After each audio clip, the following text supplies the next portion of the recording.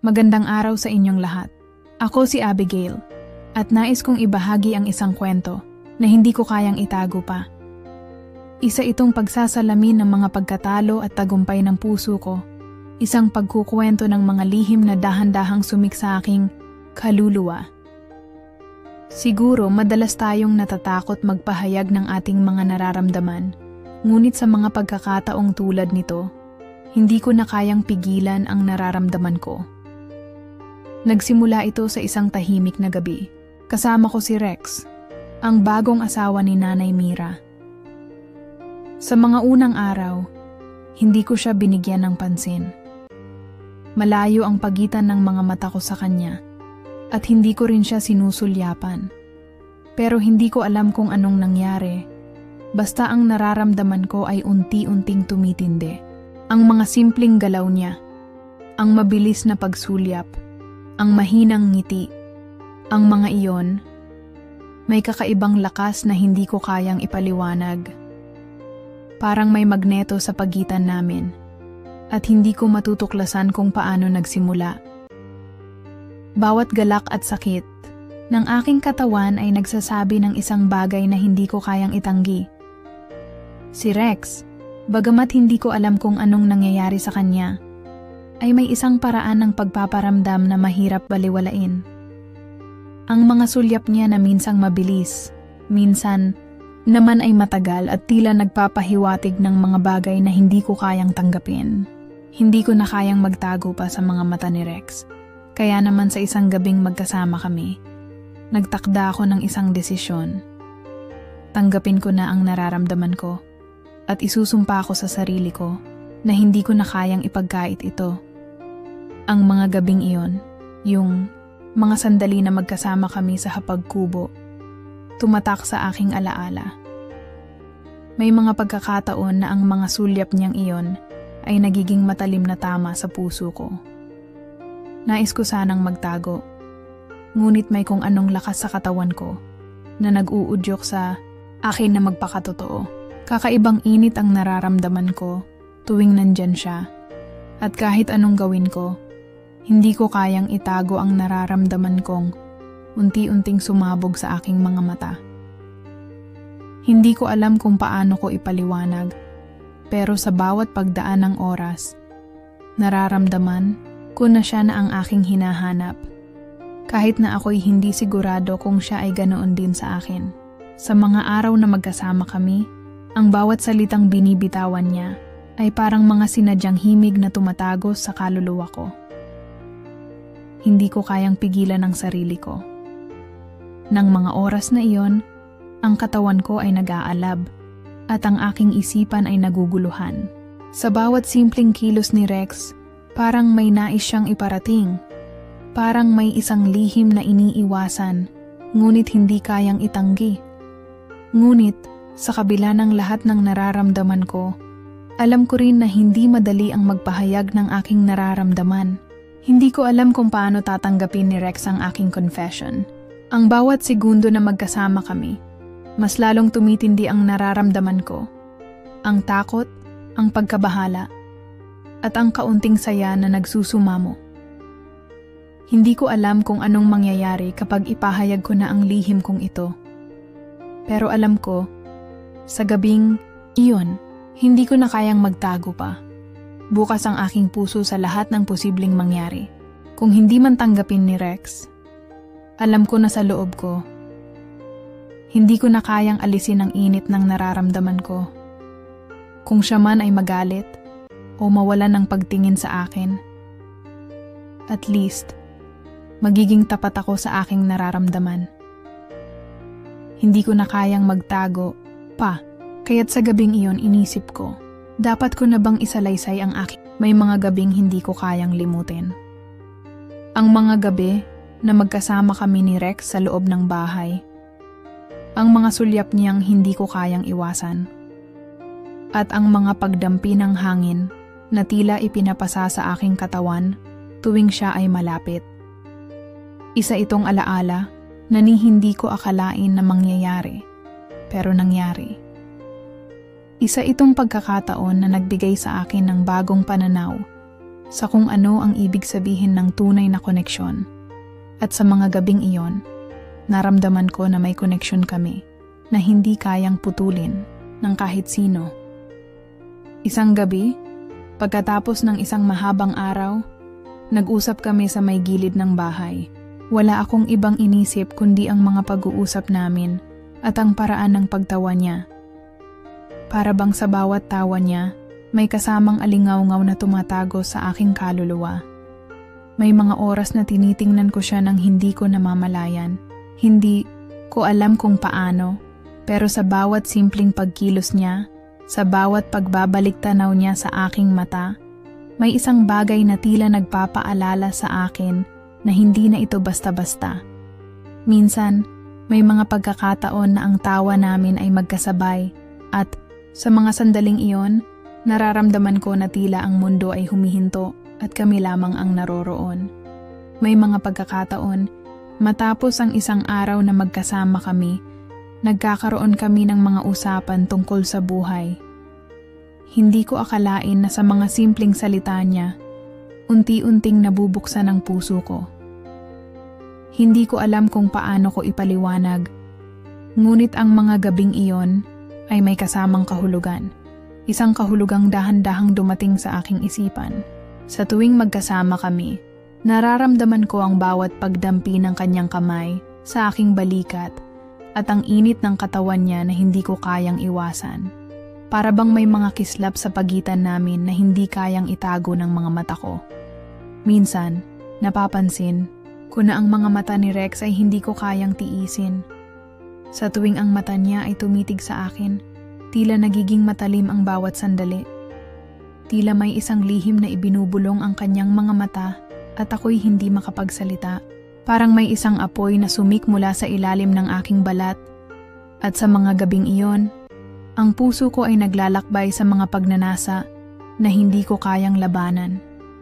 Sa bawat sulyap, ang katawan ko'y parang kumikilos na ng kusa at sa bawat galak at takot na nararamdaman ko, may isang tahimik na sigaw na nagsusumamo. May isang gabi, nang magkasama kami sa isang madilim na sulok ng bahay, ang mga kamay niya ay dahan-dahang humaplos sa aking balikat. Ang init ng mga palad niyang dumampi sa aking katawan ay tila nagdala ng bagong sigla sa aking kaluluwa. Hindi ko kayang ilarawan ang nararamdaman ko sa mga oras na yon. Dahil tila may isang bagay sa katawan ko na nagsusumamo na hindi ko kayang pigilan.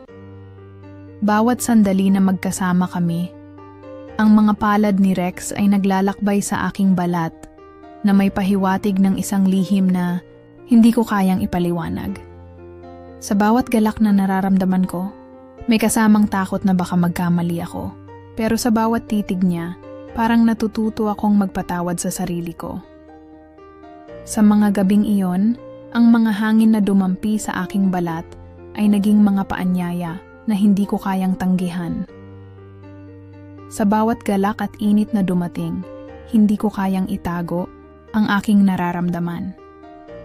May mga oras na ang kanyang mga kamay ay humaplos sa aking mga braso at ang aking katawan ay tila tumutugon sa mga galaw niyang iyon. Ngunit sa gitna ng lahat ng ito, alam ko na may isang bagay na hindi ko kayang itago.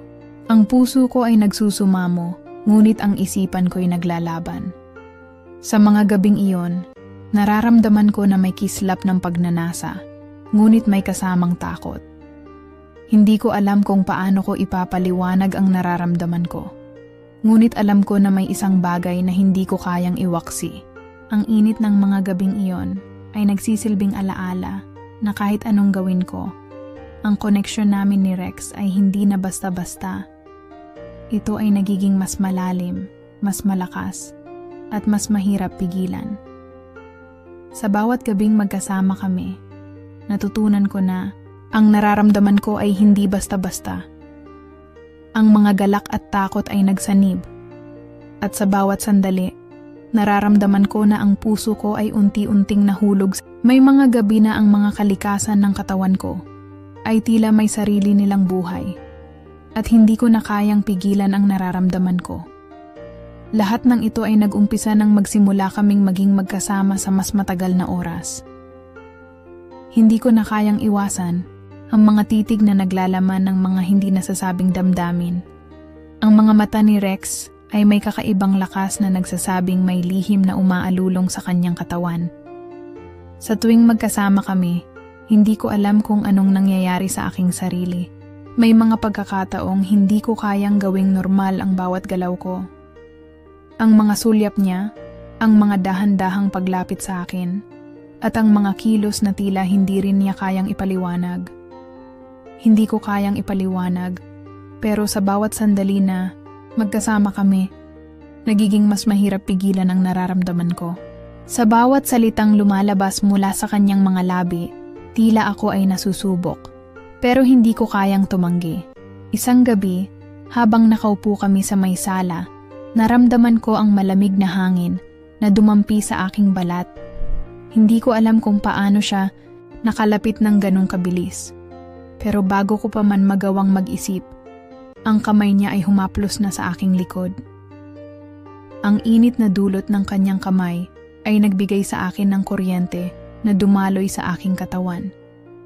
Hindi ko na kayang pigilan ang puso ko na patuloy na kumakalabog. Lahat ng nararamdaman ko ay tila nagiging isang kagalakan na hindi ko kayang ipaliwanag. Anong nangyayari sa atin? Ang tanong ko sa kanya, ngunit ang mga mata ko ay hindi kayang itago ang nararamdaman ko. Hindi siya sumagot agad. Sa halip, pinisil niya ang aking kamay at itinagilid ang aking ulo upang tumingin ako sa kanya. Ang mga mata ni Rex ay nagsasalita, at sa mga sulyap na iyon, naramdaman ko ang isang matinding koneksyon. Hindi ko kayang ipaliwanag, pero ang bawat kislap ng kanyang mata ay nagdadala ng isang sigaw. Isang sigaw ng mga bagay na hindi pa namin kayang harapin, ngunit pareho naming nararamdaman. Minsan, ang mga nararamdaman natin ay hindi natin kayang kontrolin. Ang mga salitang lumabas sa kanyang bibig. Walang alinlangan at wala ring pag-aalinlangan sa tono ng boses niya. Ang bawat titik na lumabas mula sa kanyang bibig ay nagdulot ng init na hindi ko kayang pigilan. Napansin ko ang dahan-dahang paglapit niya sa aking leeg. At sa bawat hakbang na iyon, ang aking katawan ay tila nagiging mas sensitibo. Ang init ng kanyang katawan ay nagbigay sa akin ng kaguluhan. At ang mga kamay ko ay nagsimulang maglakbay sa kanyang balikat. Wala nang mga salita, kundi ang mga katawan namin na nag-uusap. Ang mga titig ni Rex ay may kasamang pananabik at kaguluhan, at ang aking katawan ay hindi na kayang takasan ang nararamdaman ko. Minsan, sa isang simpleng pagdampi ng kanyang labi sa aking leeg, ang katawan ko ay tila nag-uutos ng ibang bagay. At alam ko na ang takot na nararamdaman ko ay hindi na sapat upang pigilan ang nararamdaman kong pagnanasa. Hinaplos niya ang aking mga kamay at dahan-dahang itinulak ang aking katawan patungo sa kanya. Ang mga hakbang na iyon ay tila may dalang pangako. Isang pangako ng mga sandaling hindi ko kayang kalimutan. Ang aking katawan ay nagsimula ng mag-react sa kanyang malalambing na galaw, at ang bawat paghinga ko ay tila nagiging mas mabilis. Hindi ko na kayang pagtuunan pa ng pansin ang mga bagay na nagiging sagabal sa akin. Ang bawat kilig na nararamdaman ko sa bawat galaw niya ay tila nagdadala ng init na hindi ko kayang itago. Ang mga mata ko ay hindi na kayang magpigil. At sa mga sandaling iyon, ang aking katawan ay tila nagiging kanyang pag-aari. Ang mga kamay ni Rex ay dahan-dahang gumagalaw, at sa bawat haplos niya, ang katawan ko ay tila nagiging malambot at sensitibo. Wala akong ibang naramdaman kundi ang init ng katawan niya na dahan-dahang sumasalubong sa akin. Ang kanyang mga galaw ay nagdadala ng matinding tensyon. At hindi ko kayang pagtuunan pa ng pansin ang mga bagay na nagiging hadlang sa amin. Sa mga sandaling iyon, ang bawat sulyap, bawat pagdampi ng kanyang mga kamay, at bawat init na nararamdaman ko, ay nagsusumamo na tanggapin ko ang kanyang mga nararamdaman. Hindi ko alam kung paano ko ipapaliwanag. Ngunit sa gabing iyon, nahanap ko ang isang bahagi ng aking sarili na hindi ko kayang itago. Ang mga desisyon ko, ang mga nararamdaman ko, at ang init ng aming katawan ay nagbukas ng pinto ng isang bagong mundo na hindi ko na kayang takasan. Hindi ko kayang alisin ang mga alaala ng gabing iyon. Ang bawat sandali na magkasama kami ay nagiging isang alon na walang katapusan.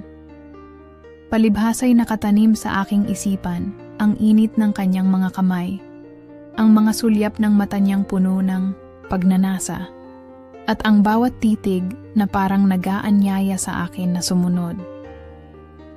Hindi ko na kayang iwasan.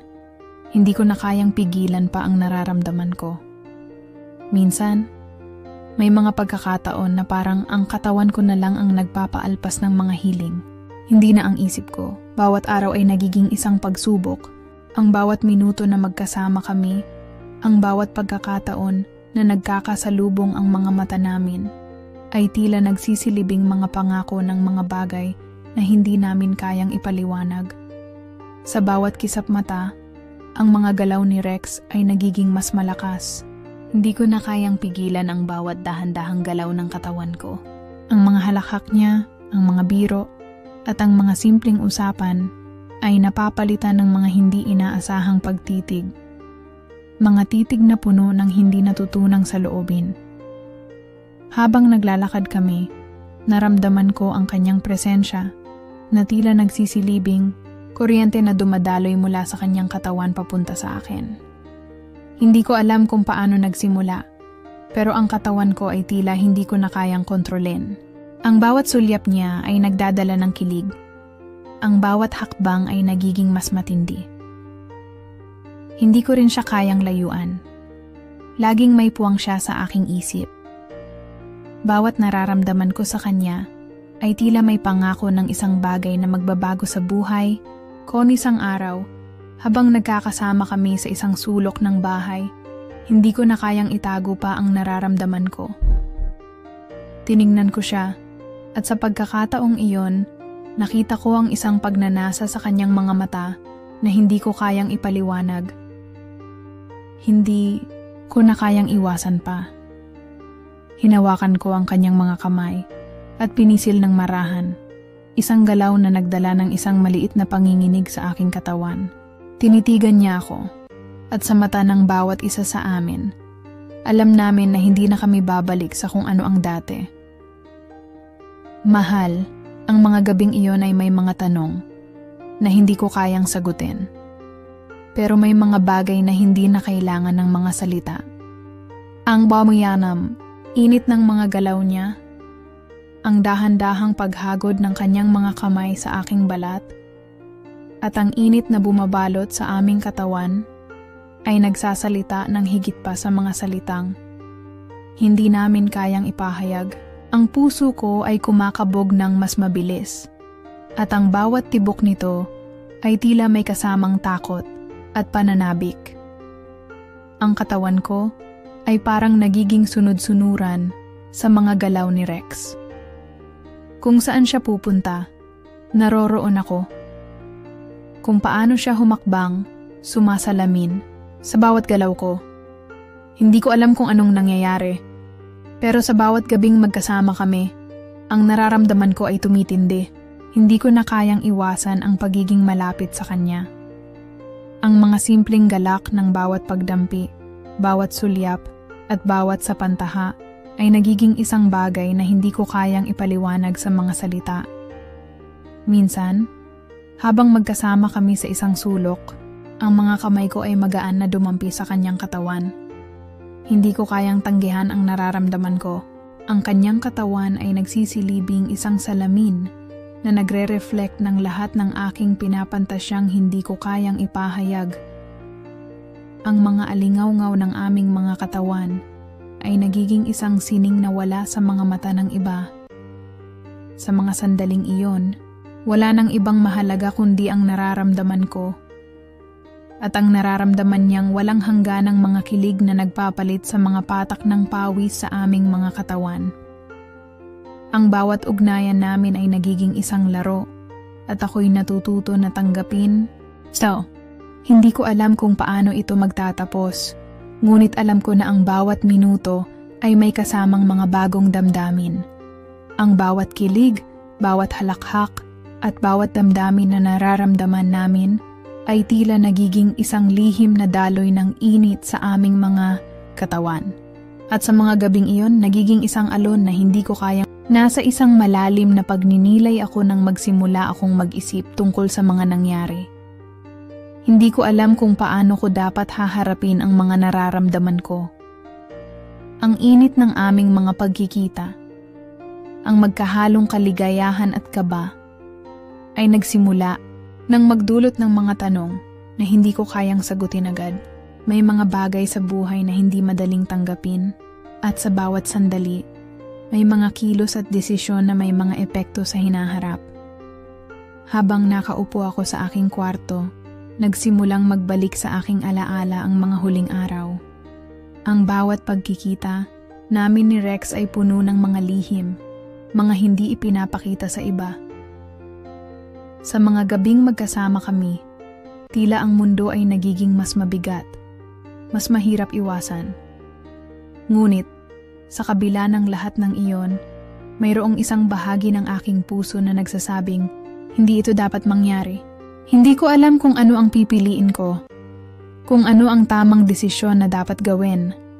Nais ko sanang magpatuloy at hayaan ang mga nangyari. Ngunit may mga pagkakataon na kailangan mong magsabi ng tama na.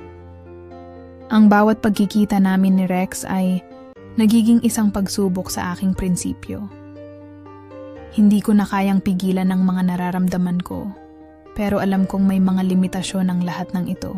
Kung magpapatuloy ako, ano ang mangyayari sa akin? Ano ang magiging epekto nito sa aking buhay at sa mga taong mahal ko? Sa bawat hakbang na ginagawa ko, parang may isang boses sa aking isipan na nagsasabing mag-ingat. May mga bagay na hindi mo na kayang balikan, at may mga desisyon na kailangan mong gawin ng may malalim na pagninilay. Ang mga hindi planadong sandali ng kaligayahan ay may kasamang pagdududa, at ang mga pagsubok ay nagsisilibing gabay sa mga desisyong mahirap gawin. Ang katawan ko ay nagsasabing magpatuloy, ngunit ang aking isipan ay naglalaman ng mga tanong na kailangang sagutin. Hindi ko kayang patagilid lang tumingin at hayaan ang mga damdamin ko na magpatuloy ng walang malinaw na direksyon. May mga bagay na, sa kabila ng init at saya, ay nagiging sanhi ng panghihinayang. Hindi ko kayang makalimutan na may mga taong apektado sa bawat desisyon ko, at ang mga epekto ng bawat hakbang ay hindi basta-basta. Pinipilit ko pa ring magpatawad sa sarili ko, sa kabila ng mga nangyari. Ngunit may mga araw na ang mga alaala ni Rex ay nagiging isang bagay na hindi ko kayang iwasan. Hindi ko alam kung paano ko ito ipapaliwanag, kung paano ko magiging tapat sa aking sarili at sa iba, at kung paano ko haharapin ang mga susunod na hakbang. Ang bawat gabi ay puno ng mga pangarap na naglalaman ng mga katanungan na walang sagot. Ngunit, sa kabila ng lahat ng kalituhan, natutunan kong may mga desisyon sa buhay na hindi mo kayang baguhin. Kaya't minahal ko ang bawat sandali. At sa kabila ng mga hapdi, natutunan kong yakapin ang mga pagkakataong hindi ko kayang kontrolin. Wala na akong magagawa kundi tanggapin ang mga nangyari at gumawa ng mga hakbang patungo sa mas maliwanag na bukas. Walang anuman ang maghuhugas ng mga alaala na naiwan. Sa bawat pagdaan ng oras, ang mga naiwan naming tadhana ay nagiging parang mga ulap na patuloy na naglalakbay sa kalangitan ng aming mga buhay.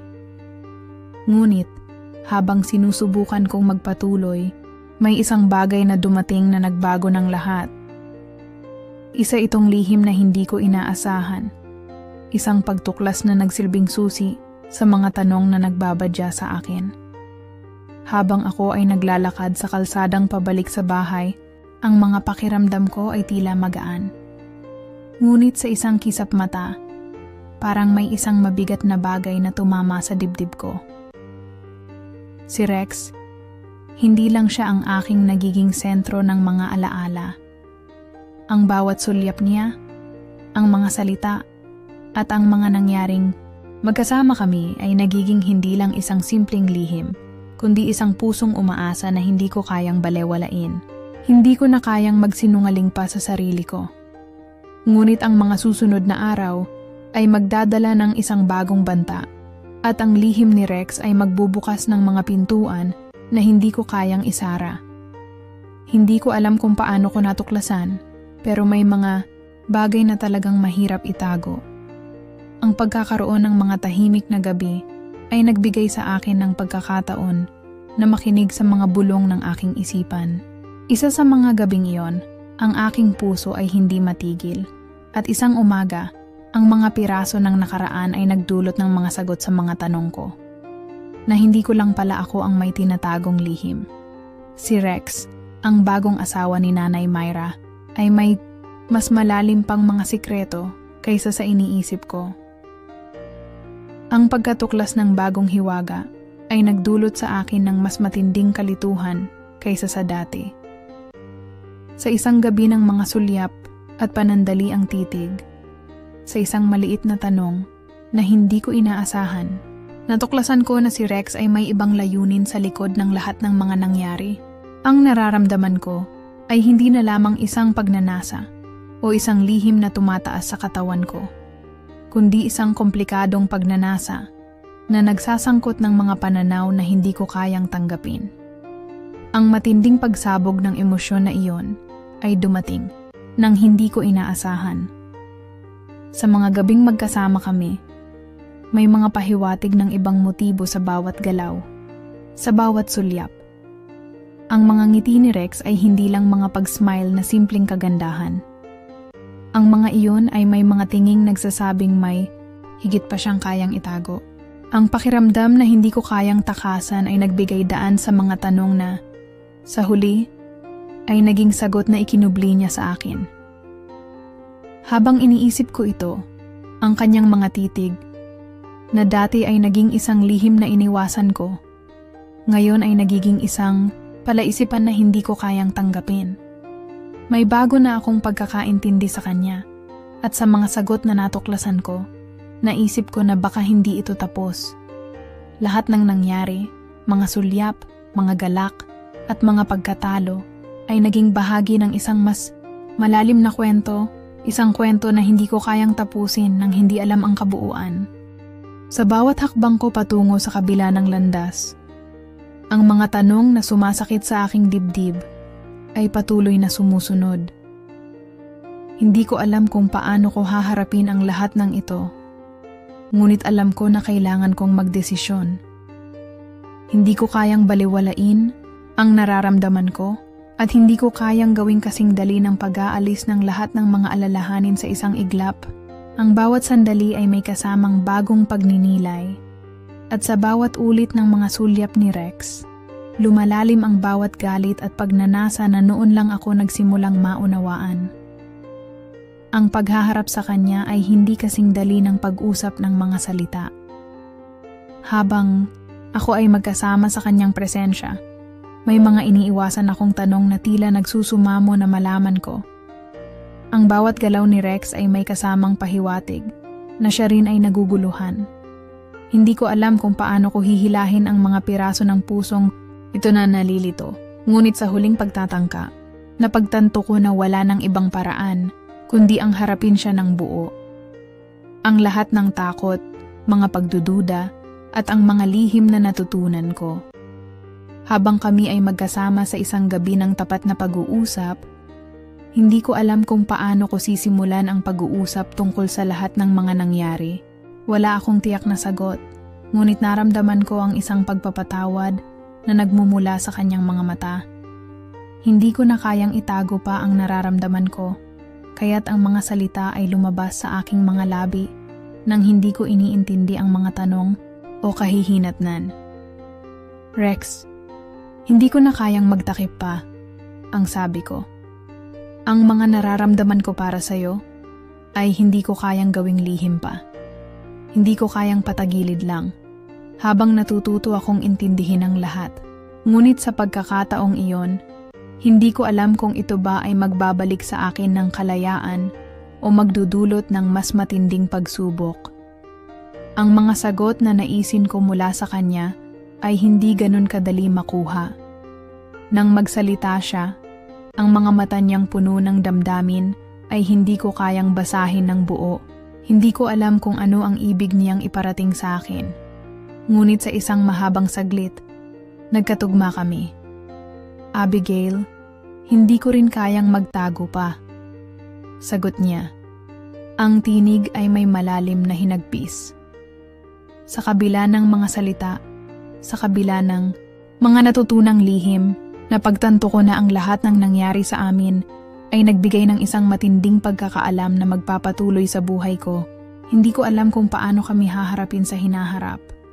Ngunit alam ko na sa mga sandaling iyon, may isang bagay sa aming pagitan na magdadala sa amin sa susunod na yugto.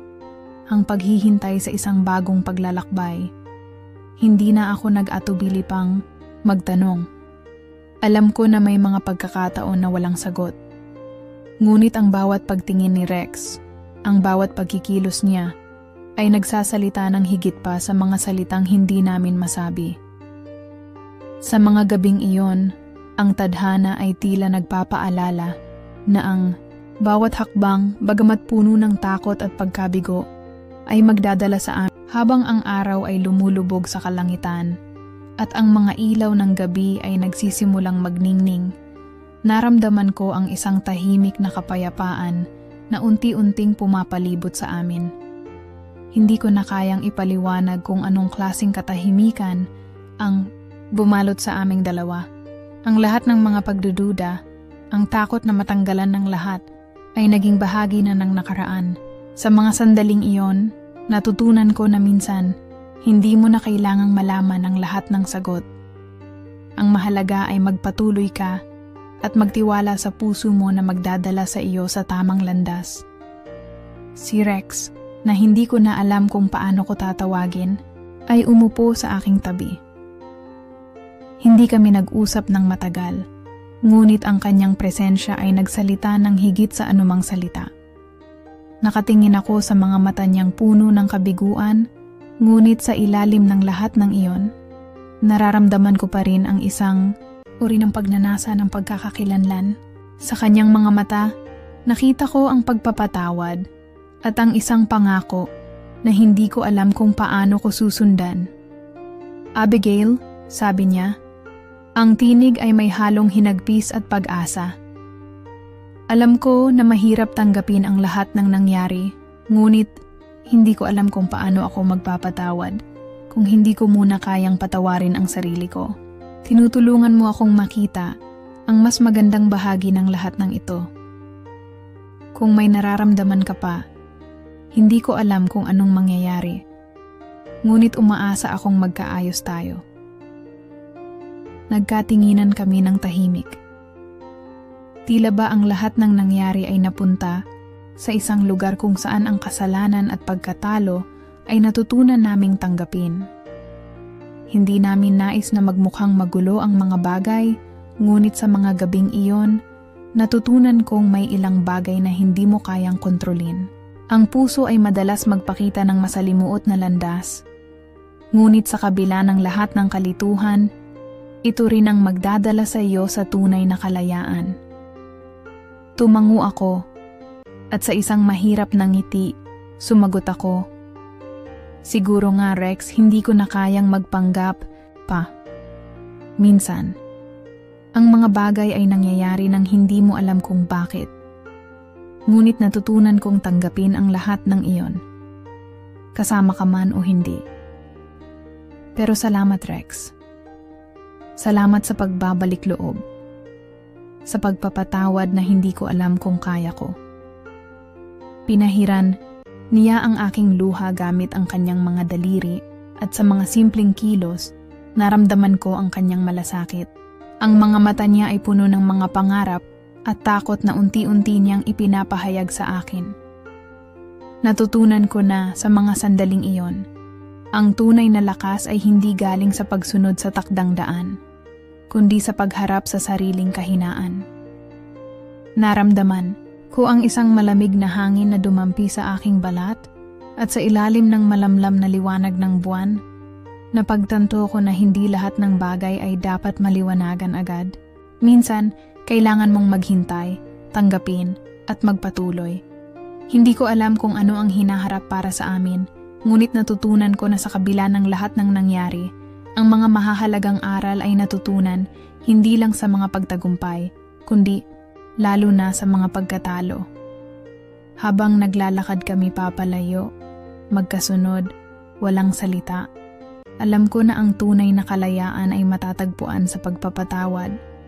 Hindi lang sa iba, kundi sa sarili mo rin. At sa gabing iyon, sa kanyang tabi, natutunan ko na ang tunay na lakas ay hindi galing sa hindi pagkatalo, kundi sa pagtanggap. Ang mga araw ay dumaan, at sa bawat paglipas ng oras, natutunan kong yakapin ang mga pagbabagong dumating sa aking buhay. Hindi na kami pareho ng dating kami, ngunit sa isang paraan, iyon ang nagbigay sa akin ng bagong pananaw. Natutunan ko na hindi lahat ng relasyon ay kailangang magtagal upang magbigay ng mga aral na magagamit mo sa buhay.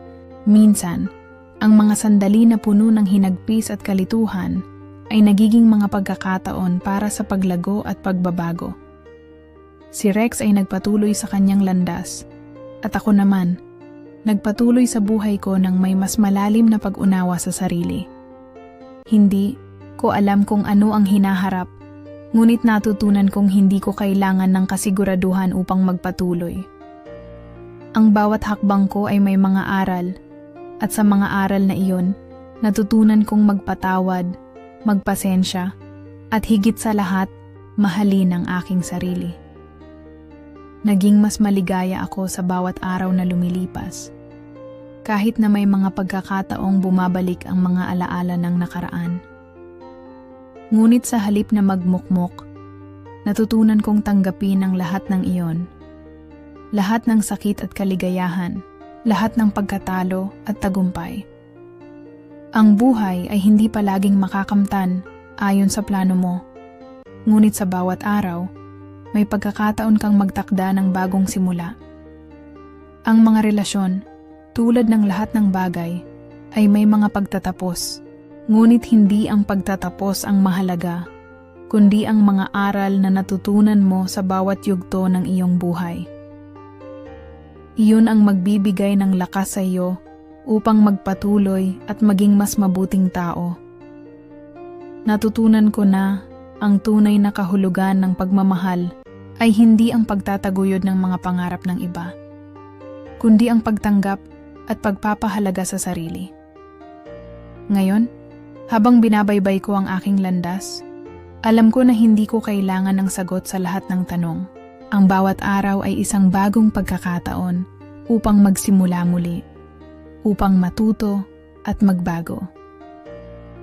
Ang mga alaala ng nakaraan ay nananatili, ngunit hindi na ako alipin ng mga iyon. Pinili kong magpatuloy sa buhay ng may lakas, pag-asa at pagmamahal sa sarili, at sa wakas, natutunan kong ang tunay na pag-ibig ay nagsisimula sa pagmamahal sa sarili, at ang pinaka-importanting relasyon na kailangang alagaan ay ang relasyon ko sa aking sarili. Ang mga pagsubok ay magpapatuloy, ngunit natutunan ko nang yakapin ang lahat ng aspeto ng buhay ko. Dahil sa bawat pagsubok, may pagkakataon kang maging mas maligaya at mas buo. Sa paglakad ko patungo sa bagong simula, hindi ko na iniiwasan ng mga hamon. Tinatanggap ko na ang bawat hakbang ay isang paglalakbay na hindi ko kailangang gawin mag-isa. Mga kasirin, salamat sa pagsama sa atin ngayong gabi. I hope you've found something meaningful in the story we shared today. Laging tandaan, sa bawat kwento, may aral tayong matutunan. Hanggang sa muli, keep your hearts open and keep listening. Stay serene.